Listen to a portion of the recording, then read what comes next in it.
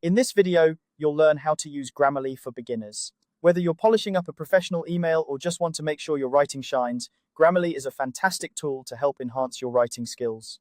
Let's dive in and explore how you can make the most of this powerful writing assistant. First, head over to grammarly.com and sign up for a free account. Creating an account is quick and easy, and you'll be up and running in no time. Once you've got your account ready, Grammarly will become your trusty sidekick in improving your writing.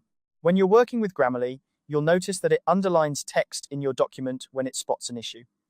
This is Grammarly's way of highlighting areas that might need a little attention. To review these corrections, simply hover your mouse cursor over the underlined word. A small pop-up card will appear, giving you a detailed explanation of the suggestion. This immediate feedback is invaluable for understanding why something might not be quite right. The color of the underline is key, as it tells you exactly what kind of edit is being suggested. Let's break it down. Red underlines indicate correctness issues. These are your structural errors, things like spelling typos, missing punctuation, incorrect capitalization, or wrong verb tenses.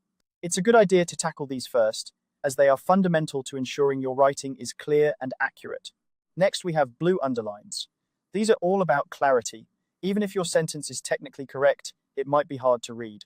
Grammarly will offer suggestions to rewrite these sentences, helping you to eliminate wordiness, jargon, or passive voice. This is great for making sure your ideas get across as clearly as possible. Then there are green underlines. These focus on engagement. Grammarly suggests stronger vocabulary choices to replace overused or repetitive words.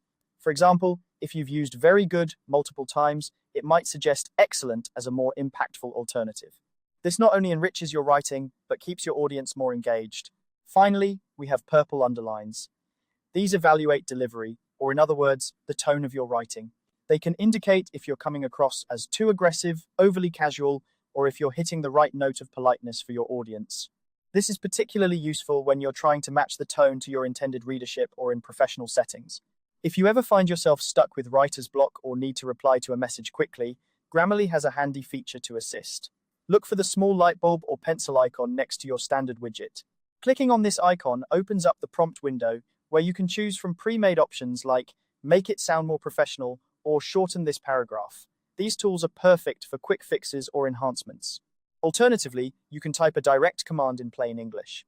For instance, if you need to draft a polite reply but are running short on time, you can simply type, "Draft a polite reply saying I will be late to the meeting." Grammarly will generate a suitable response, saving you time and ensuring you maintain a professional tone. And there you have it, a simple guide on how to use Grammarly for beginners. With these tips, you'll be well on your way to writing with more confidence and clarity.